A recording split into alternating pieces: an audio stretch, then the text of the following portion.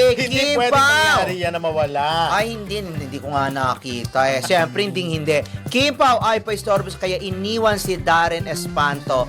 Sa kanilang noontime show, ibinuko ni Darren na iniwan siya ni na Kim Chiu at Paolo Abilino noong nandoon sila sa Vancouver. Ang usapan daw nila ay grupo sila sa pag-jog at pagtakbo sa umaga. Pero nagulat na lang si Darren dahil nakita niya sa IG story na nakatakbo na ang Kim Pao. Naloka si Darren kasi mag-beses sila ni Kim. Yes, talagang ito talaga yung sinasabi nilang kuyog talaga or si Kim, talagang pinagtutulungan nga sa noontime show kasi syempre join din si Bong Navarro, Jong Hilario pag nado pa si Vice Ganda kasi totoo naman pala yon, may usapan sila na magsasama sila magja-jogging.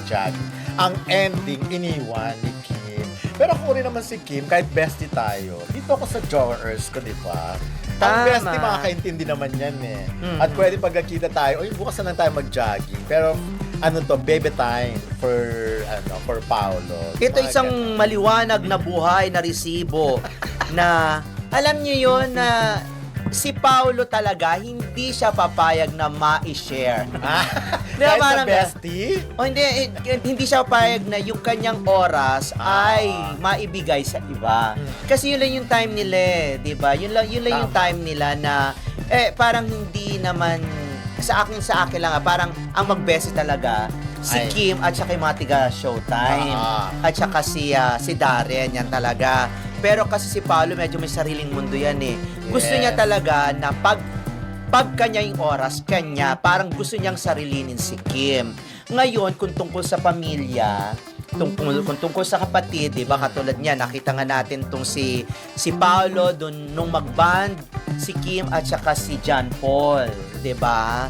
Yun, si JP, si John, dun sa Vancouver, yun okay yung sa kanya. Pero yung mag-iinuman, hindi naman umiinom, di ba? Yung mamamasyal kasama yung grupo, parang hindi yun yung bet ni Paolo. Di ba? Katulad nga niyan, hindi na nga sumama si Kim at si Paolo dun sa kanang after party o after the show party. Kaya nga, booking na booking talaga. Kaya nga kinari na lang niya si Kim na mag-dinner sila at namnamin yung moment na silang dalawa lang.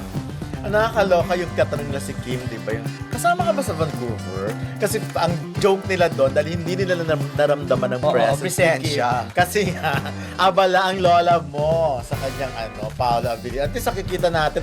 Tsaka yung reaction ni Kim, yung talagang lalo yung kay Darren, yung susuguri niya gaganon yun. Tapos tawa lang siya ng tawa. Ramdam na ramdam mo yung yung hindi happiness talaga, and pagmamahal. Kaya pag nasa abroad talaga, hindi naghihiwalay itong dalawang ito. As in, alam niyo naman yung Kim Paolanja, 24 hours. 24/7. Hindi walang moment na hindi nagkikita yung dalawang yan or nagkakausap for that matter. Ganon. Well, ako tuwan-tuwa ako lalo pag nag-aalaskan si Kim at si Darren kasi talagang totoong-totoo mo eh. Si Darren talaga wala ring filter. Talagang sasabihin niya na yung usapan na hindi natutupad dahil lang sa ganito, ganyan. Si Darren lang talaga ang merong karapatan.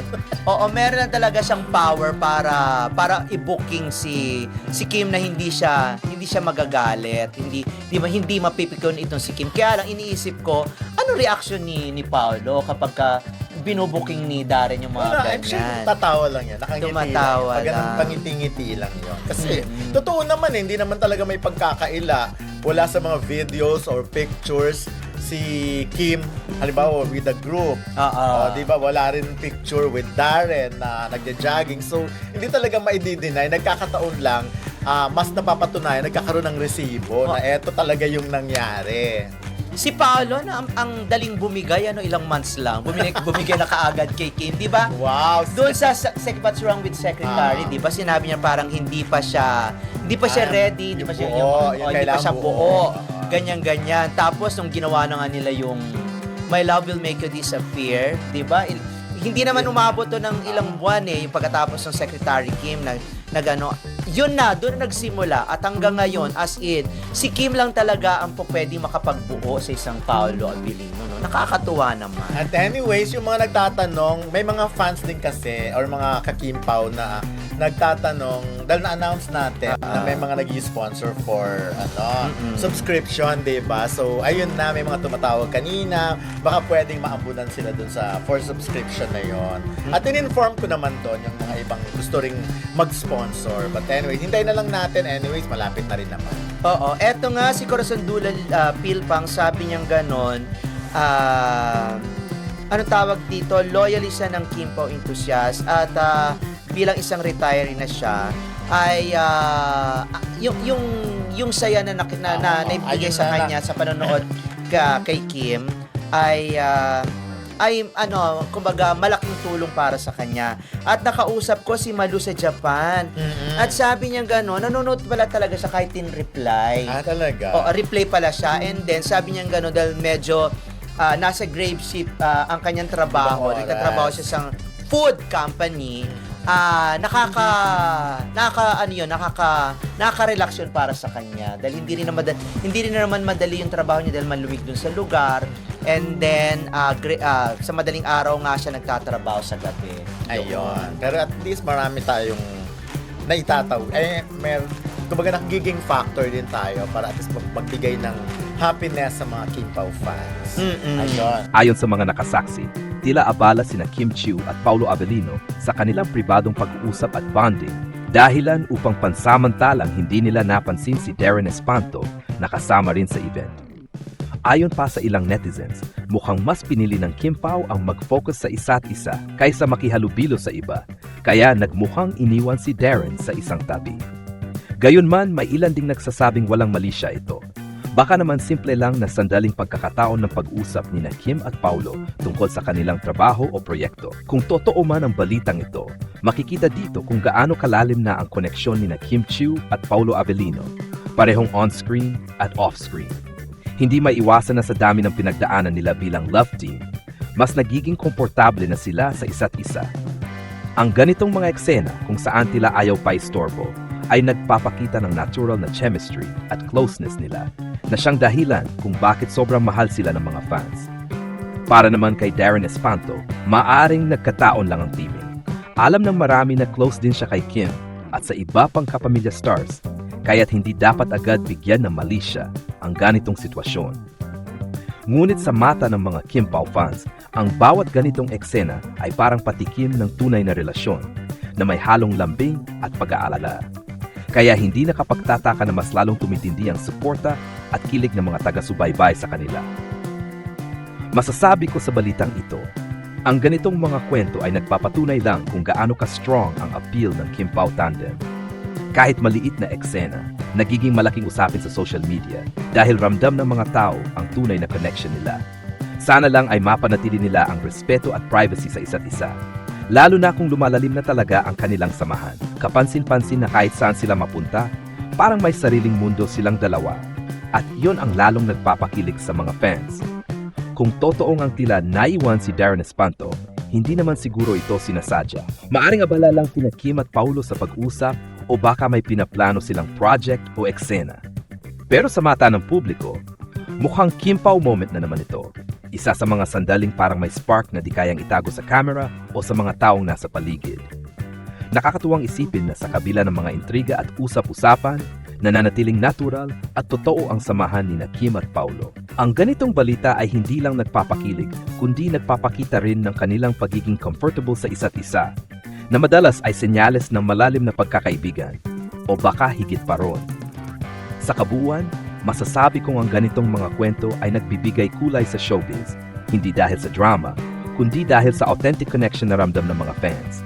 Kim Pao talaga, kahit simpleng kilos, nakakabuhay ng kilig. Ang balitang ito ay isa na namang patunay na hindi mapigilan ang magnetikong koneksyon ni Kim at Paulo Avellino, on-screen man o off-screen.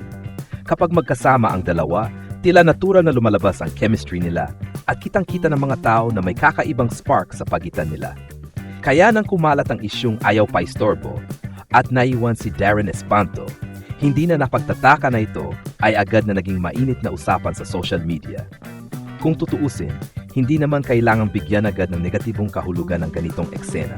Maaring nagkataon lang na abala sina Kim at Paulo sa kanilang usapan o sandaling pribadong moment.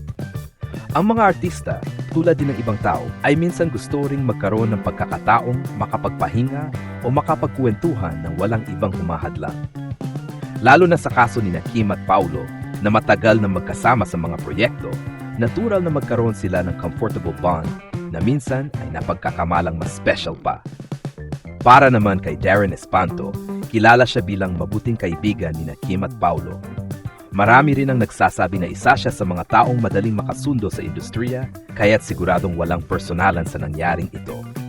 Ang mga ganitong eksena ay karaniwan sa showbiz events, kung saan sabay-sabay ang mga artista pero kanya-kanya rin ng sandaling pahinga o bonding moments. Ngunit kung titingnan mula sa perspektibo ng mga Kim Pao fans, iba ang dating.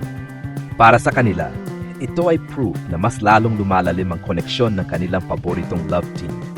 Kapag nakita nilang mas nagiging exclusive o attached ang dalawa, lalo silang kinikilig at nagiging loyal supporters. Kaya kahit simpleng tagpo lang, nagiging malaking balita dahil ramdam nila ang tunay na lambingan at mutual understanding ng Kim Pao tandem.